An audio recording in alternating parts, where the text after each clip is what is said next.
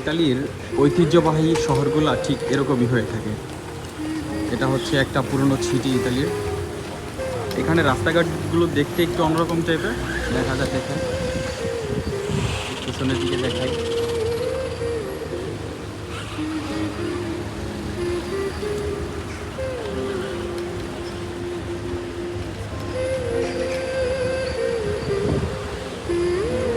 এ হচ্ছে দেখুন এগুলো।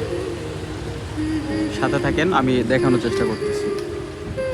এটা একটা সিনেমা হল এখানে।